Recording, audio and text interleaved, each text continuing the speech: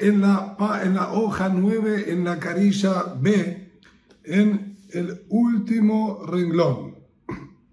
Teníamos nosotros entonces estudiado en la última clase una comparación entre la situación de revisar el producto endeudado que se había introducido dentro de nuestra casa, pero nosotros desconocíamos. La situación puntual eran 2 viviendas, una revisada, una no revisada, y delante de ellos había 2 montículos, uno con productos endeudados y otro no. 2 ratones, cada uno tomó de una de las montañas e ingresó a una de las viviendas, y no sabemos a qué vivienda ingresó cada uno de estos ratones. Entonces, nosotros estamos ante la duda si debemos volver a revisar la casa que ya estaba inspeccionada o no.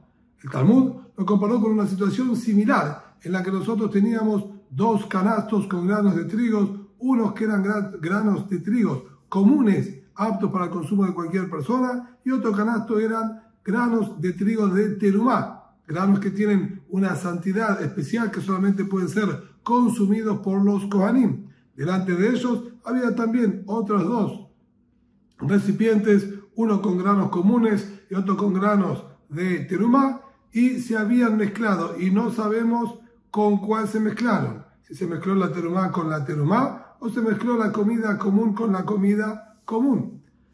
Ahí teníamos escrito claramente que se puede consumir y que nosotros decimos seguramente la terumá cayó en el canasto de terumá y la comida y el grano común cayó dentro del canasto que estaba el grano común. Entonces hacemos una deducción y decimos exactamente lo mismo con las 2 viviendas. Seguramente la casa revisada, en ella ingresaron con el producto no leudado, y la casa que no estaba revisada, seguramente que allí entraron con el grano revisado. Hasta aquí lo que teníamos nosotros visto hasta la última clase.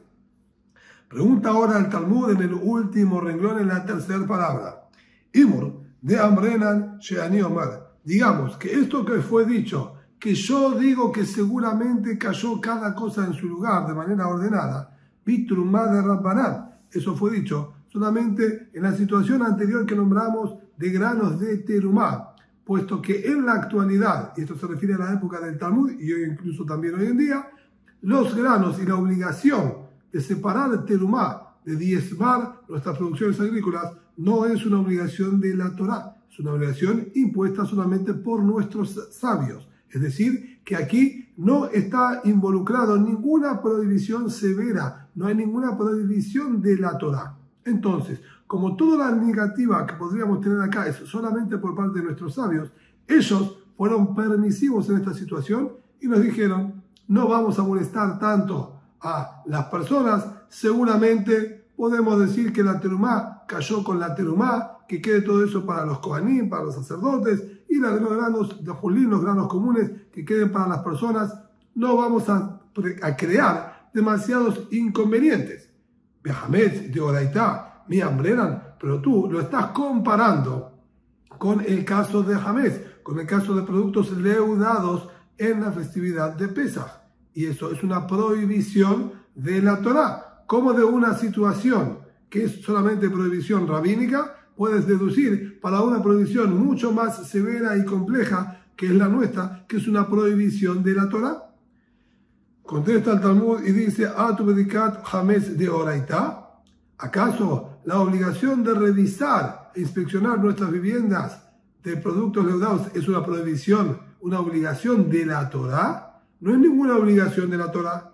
De Rabbanani, es una imposición rabínica. De mi de Oraitá, bebitul de alma sagre. De acuerdo a la Torá, es suficiente con el bitul, con la anulación, como nombró el Talmud anteriormente, con la anulación y quitarle importancia, restarle importancia a cualquier resto que haya quedado, ya es suficiente. Entonces, de acuerdo a la prohibición de la Torá, con anularlo ya no hay prohibición, desapareció. Lo que yo tengo que revisar es solamente ahora una imposición rabínica. Entonces está perfectamente comparado una ley rabínica con otra ley rabínica. Y así como con respecto a los granos decimos que quedó todo en orden, también aquí con respecto a la inspección de la vivienda, también decimos que quedó todo en orden y no tiene que volver a revisar la casa que ya estaba inspeccionada.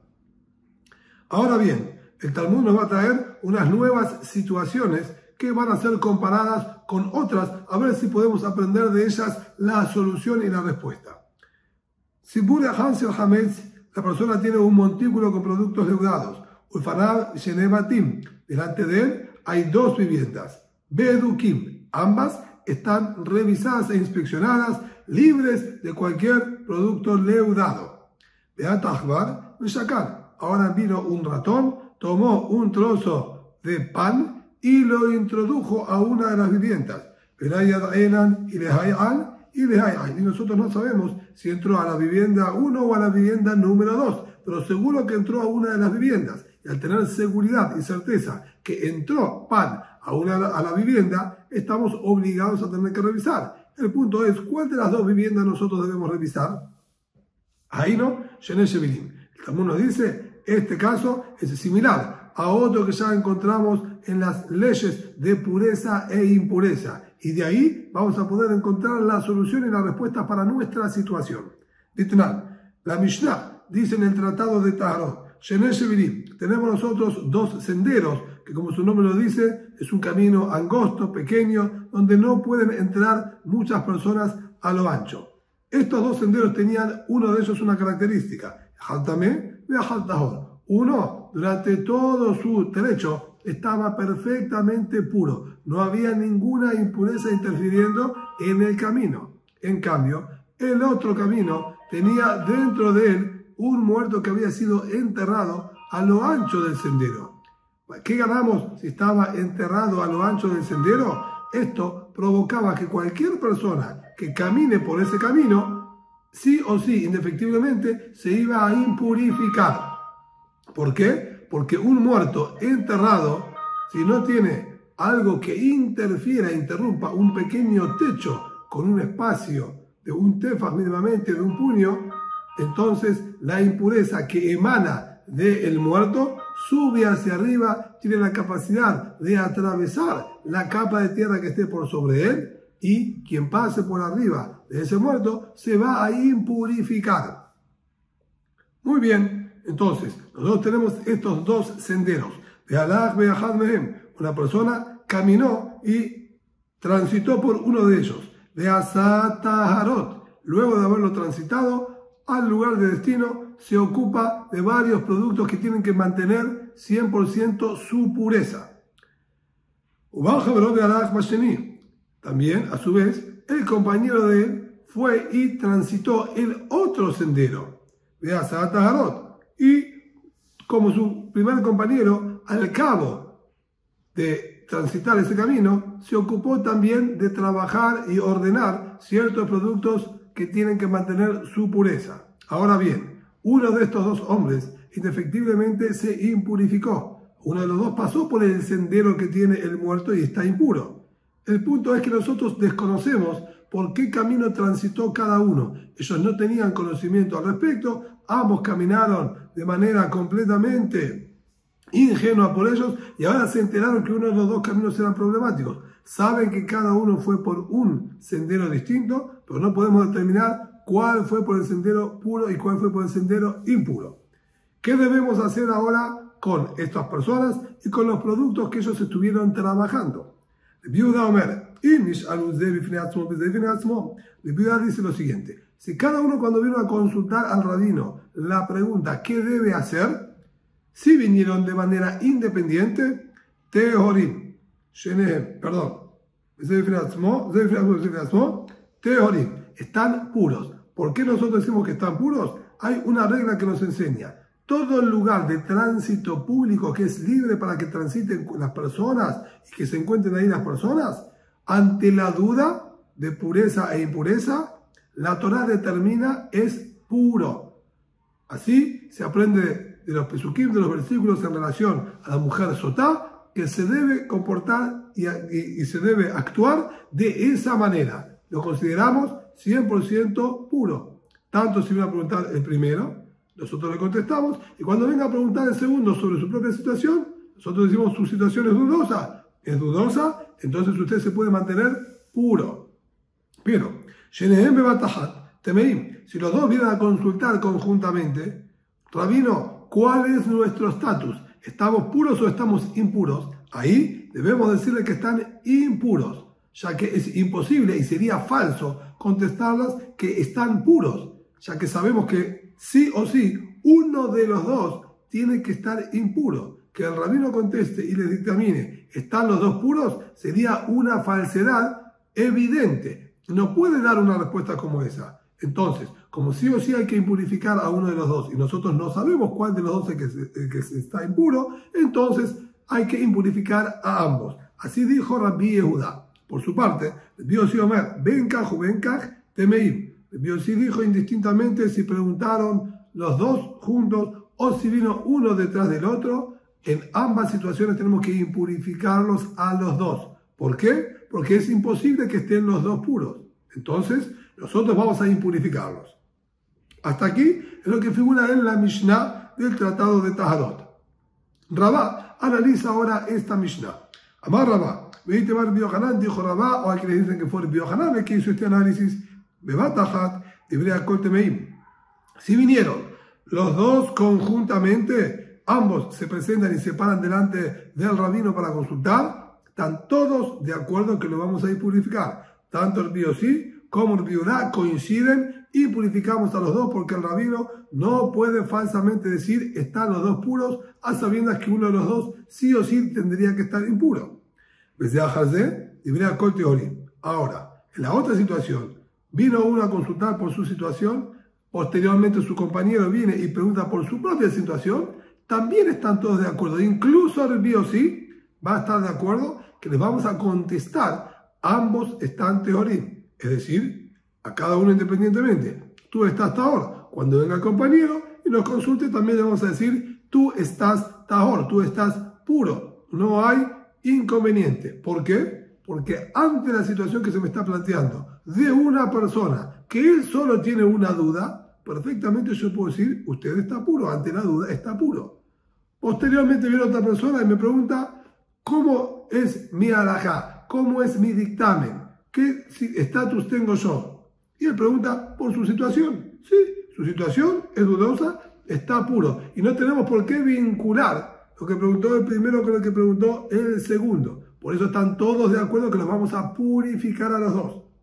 Lo nejlekum.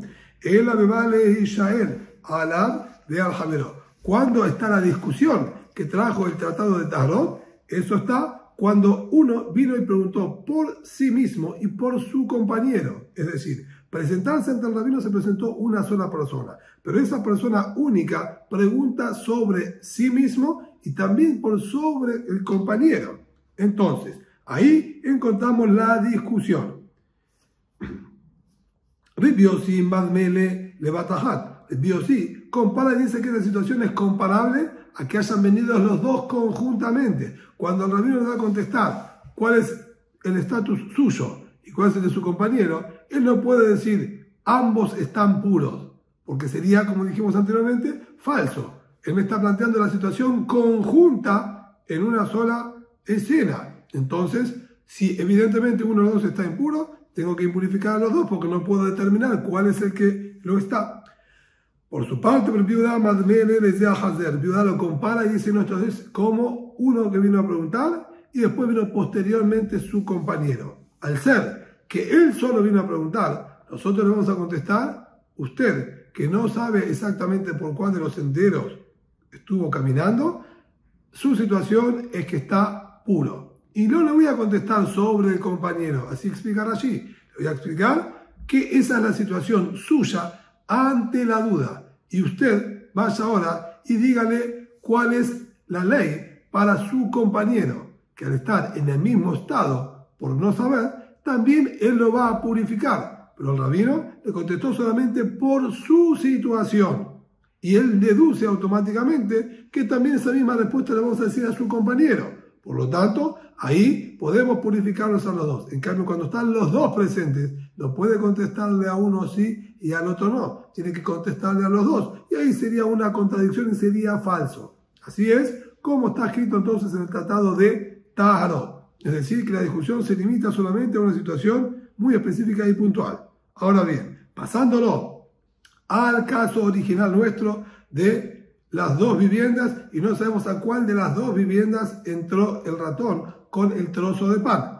Nosotros vamos a decir exactamente lo mismo. De venir cada dueño a preguntar independientemente, le vamos a decir, seguramente no entró a su vivienda y usted no necesita revisar la vivienda, ya que no tenemos seguridad de que entró el pan a la vivienda que ya estaba revisada. Entonces decimos, usted puede seguir su vida normal. Viene a preguntarle al otro, le vamos a contestar lo mismo. Pero si vienen a consultar los dos a la vez, mire, rabino, el ratón entró y no sabemos si entró a mi casa o a la casa de él. ¿Qué tenemos que hacer? Ahí le vamos a exigir que tengan que revisar los dos, porque nosotros desconocemos a cuál de las dos casas entró y no podemos decir algo que sea falso. No entró en ninguna, ninguno necesita revisarla. Hasta aquí es entonces básicamente el análisis sobre la situación que planteó el Talmud. Un nuevo caso.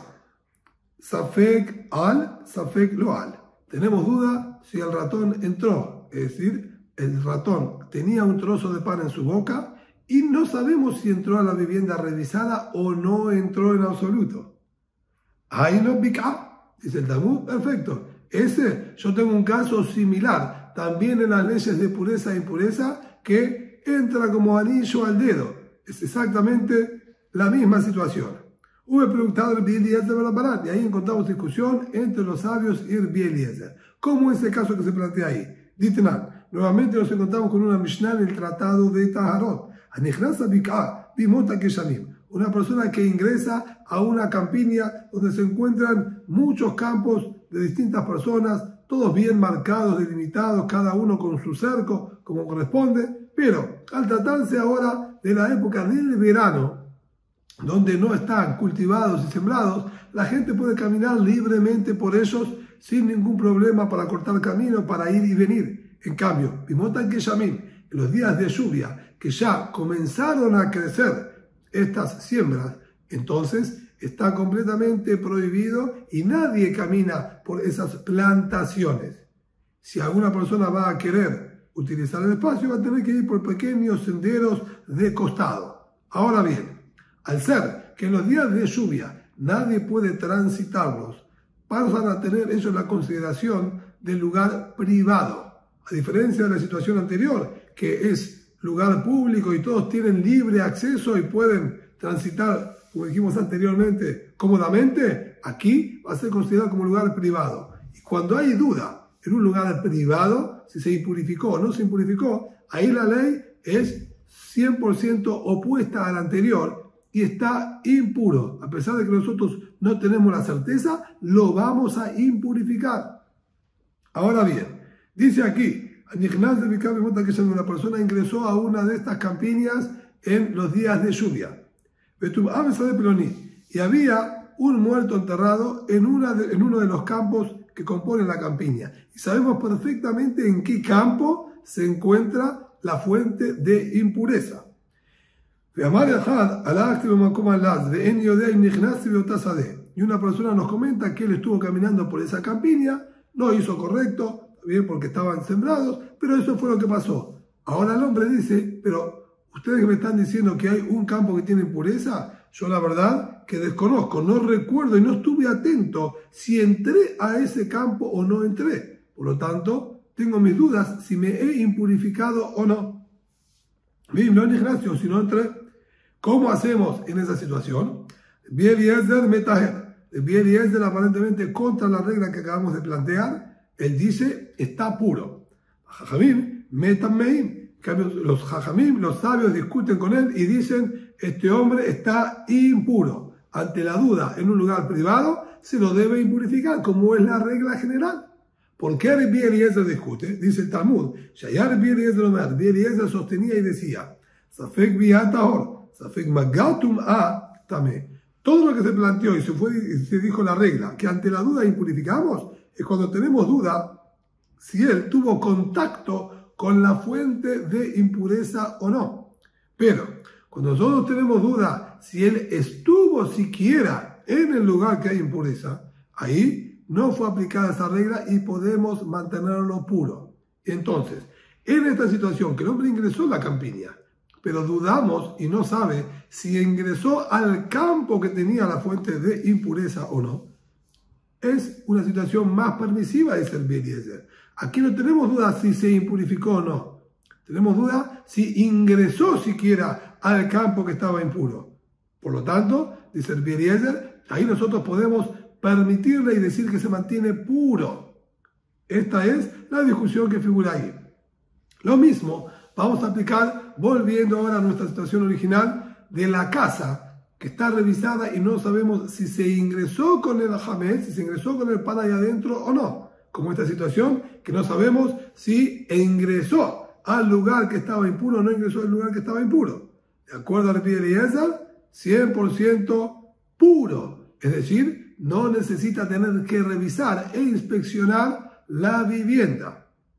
Lo mismo, de acuerdo a los sabios, así dice Rashi, que no van a comparar a la situación de impureza, porque ahí era una impureza que es de la Torá. Y aquí, a tratarse de la revisación del hametz, del producto leudado, que es una obligación rabínica, como nombramos al comienzo de esta clase, es posible que nosotros también le digamos, no necesita y no es necesario que vuelva a revisar la vivienda. Es decir, que de ahí deducimos para nuestro caso, incluso para los sabios. Ahí ellos impurificaron porque es de la Torá. Aquí, que es una prohibición rabínica, también ellos van a decir que está permitido. Un nuevo caso. Al-Ubadak. Entró el ratón a la vivienda 100%. No tenemos ahora duda de que entró y por lo tanto estoy obligado a revisarla de acuerdo a todas las opiniones. Revisó. Ubadak revisó. Pero no encontró el trozo de pan. Ahí encontramos aparentemente discusión entre los sabios y Rabbi Meir. Ditran, tenemos una nueva Mishnah, esta vez en el tratado de Nidá. Rabbi Meir Omer,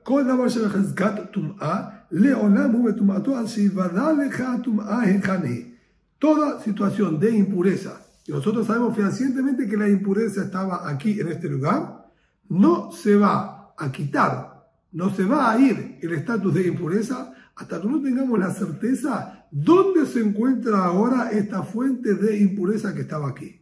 Mientras nosotros no sepamos a dónde fue a parar esta fuente de impureza, nosotros vamos a seguir considerando este lugar impuro. Baja Jamim Omrim, Bodek ad Shemagia la Sela o le Karka Betulá. Los sabios dicen, no, él tiene que revisar hasta llegar a tierra virgen. ¿Cómo es la situación que se está hablando puntualmente ahí? Había 3 montículos. Entraron con una fuente de tumá, por ejemplo, con un reptil muerto, y fue colocada en alguno de estos 3 montículos. Hasta este momento los montículos estaban puros, había comida, estaban en estatus de pureza. Ahora bien, entrando, ¿sí?, un ratón, por ejemplo, con un cefardea, o con una iguana, vamos a decir, una lagartija muerta, que es fuente de impureza, entró a uno de estos 3 montículos. Fuimos nosotros, revisamos el primer montículo y no encontramos nada. Dice el Rabbi Meir, ese montículo está puro. Confirmamos que ahí no está la fuente de tumá. Los otros 2, por ahora los vamos a seguir manteniendo impuros. Revisamos el segundo montículo y no encontramos tampoco la fuente de impureza. Ambos, el primero y el segundo, dice el Rabbi Meir, están puros. Y el tercero, impuro. Cuando pasamos al tercero, revisamos, inspeccionamos y no encontramos nada tampoco, dice el Rabbi Meir, los 3 ahora quedan impuros. ¿Por qué? Sabemos fehacientemente que la impureza estuvo acá y no sabemos ahora dónde se encuentra. Esto acá tengo que impurificarlo. Aquí estuvo la tumá, aquí estuvo la impureza, aquí está impuro. Pero no la encontramos, no sé, habría que buscar, habría que pensar qué es lo que pasó, pero mientras nosotros no sepamos dónde se encuentra esa fuente de impureza, aquí vamos a seguir manteniéndolo impuro. Esa es la opinión del Rabbi Meir. En cambio los sabios dicen, no, nosotros podemos seguir buscando. Sigamos excavando a ver si no la enterraron. Tenemos la certeza que llegamos a tierra virgen, que no fue tocada y removida en ningún momento. Entonces tenemos clara y perfectamente confirmado que no está la fuente de impureza aquí y podemos sí purificar estos montículos. Ahora bien, vamos a nosotros a trasladarlo a nuestra situación original como hicimos en los casos anteriores. ¿Qué vamos a hacer con la vivienda? Y muy bien, en esta vivienda, de acuerdo a los sabios, vos revisaste, no encontraste el trozo de pan, vamos a purificarla. Es decir, así como allí, al no encontrar la fuente de impureza, decimos que está puro, aquí también. Revisaste, no encontraste, no se ha encontrado. ¿Dónde está el pan? La casa ya está revisada y no necesitamos tener que volver a revisarla. Esta es la opinión de los sabios ante esta situación. Y tenemos todavía un par más de casos. Al-Ubadak de Ashkah. El ratón entró con el pan, revisamos la vivienda y encontramos el trozo de pan. Un trozo de pan, para ser más exacto. No el mismo trozo de pan, un trozo de pan. ¿Es necesario terminar de revisar toda la vivienda o ya con lo que encontramos es suficiente? Pero aparentemente va a depender del caso similar en que discutieron Rebbi y Rabban Shimon ben Gamliel. De Tania, tenemos escrito en uno de los artículos en el Tratado de Bejorot, un campo en el que sabemos nosotros que ahí había enterrado un muerto, pero no sabemos exactamente en qué zona y en qué parte del campo está enterrado. Y por lo tanto, nosotros consideramos a todo el campo como una fuente de impureza, y quien ingrese, le decimos que está impuro. Entonces lo que dice aquí, sabes en un campo en el que se extravió dentro de él una tumba, quien entre a ese campo, lo impurificamos. Si con el correr del tiempo nosotros encontramos dónde está una tumba, estaban excavando para plantar y encontraron una tumba, a partir de ese momento nosotros decimos que quien ingrese al campo va a estar puro. Mientras no se haya acercado a la tumba, va a estar puro, porque nosotros decimos aquella tumba que se encontró es aquella tumba que se daba por perdida, que estaba dentro de este campo y no sabíamos en dónde se encontraba. Seguramente es esta que acabamos de encontrar. Por lo tanto, ya tenemos marcado y determinado cuál es el lugar y todo el resto del campo está perfectamente puro. Como dijimos, nosotros suponemos la que se había perdido es esta que encontramos. Libre Repi, así la postura de Repi. Rabban Shimon ben Gamliel dice, no señor, se debe revisar acá todo el campo. No tenemos ninguna seguridad ni certeza que lo que encontramos era lo que se había extraviado. Quizás hay otra más. Nadie nos puede asegurar. Por lo tanto, sigue estando en estatus de duda y por lo tanto quien entre ahí se va a impurificar. Hasta aquí lo que figura ahí.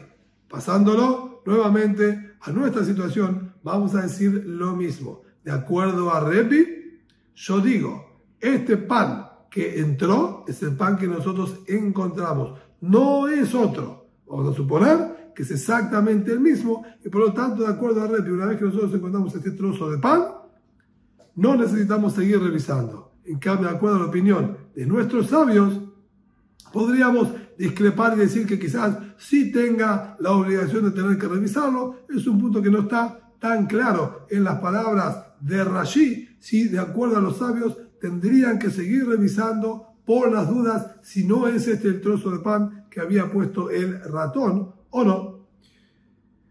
Un caso más, la persona dejó, después de haber revisado toda su vivienda, dejó 9 trozos de pan separados en un lugar dentro de la vivienda. El punto fue que cuando él regresó encontró 10 trozos de pan, lo que nos indica que evidentemente alguien aquí echó mano y estuvo teniendo contacto con el pan luego de la revisación. Pero acá tenemos nuevamente discusión, una situación similar entre Rebbi y los Jajamim. De Tania, nosotros estudiamos en la Tosefta. Y Niachmané, una persona tenía monedas con santidad de Maaser Sheni. El Maaser Sheni es un producto también agrícola que luego de haber hecho su producción tiene que separar un 10% en cierto momento, en ciertos años, separa de sus frutos un 10% y debe consumirlos en Jerusalén con pureza. Ahora bien, como se le complica quizás guardar tantas frutas y trasladarlas, hay una situación o una posibilidad en la que él pueda transferir la santidad de esas frutas a las monedas. Pero esas monedas mantienen una santidad especial. Ahora bien, este hombre las guardó en un cajón para que nadie se las toque. ¿Cuántos dejó? 100 monedas. Esto es lo que dice aquí. Y Niachmané dejó 100, Umatzamata, y me encontró 200.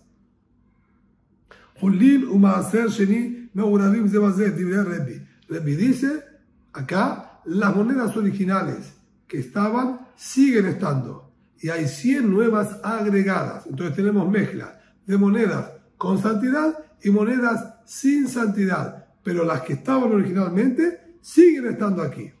Y entonces este hombre va a tener que buscar una solución y va a tener que traer unas nuevas monedas para transferirle la santidad de las que están por aquí, que no sabemos exactamente cuáles son las que tienen la santidad porque están mezcladas, que esas vamos a transferir a otras monedas.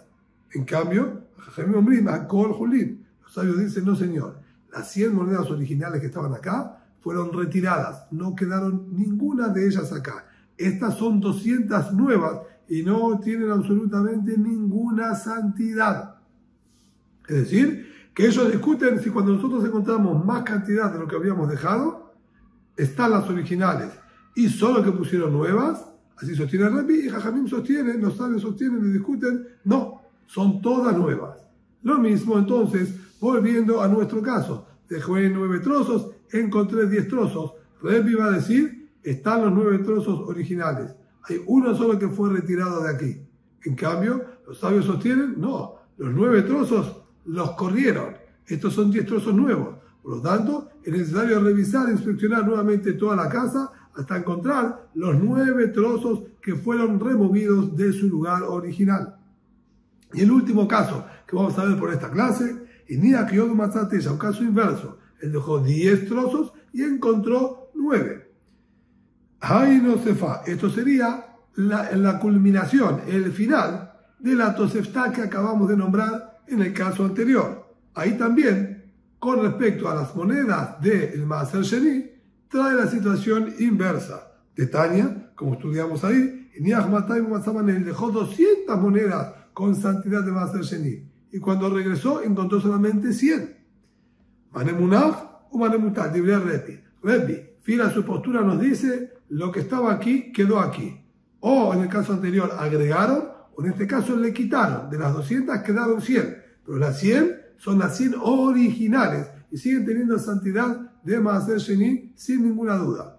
Jamim Omrim, Akol Hulin. En cambio, los sabios discuten y dicen, no señor, todo lo que se encuentra acá son monedas comunes sin ninguna santidad. Las 200 que estaban aquí fueron retiradas. Las que encontramos son monedas nuevas que no tienen ninguna santidad. Por lo tanto, también en nuestro caso, cuando el hombre dejó 10 trozos de pan y él encontró 9, de acuerdo a Rebbi, hay solamente un trozo que nos falta. Y aparentemente con encontrarlo a él ya sería suficiente. En cambio los sabios dicen, no señor, los 9 trozos que están acá son trozos nuevos. Faltan los 10 y hay que salir a la búsqueda de todos ellos.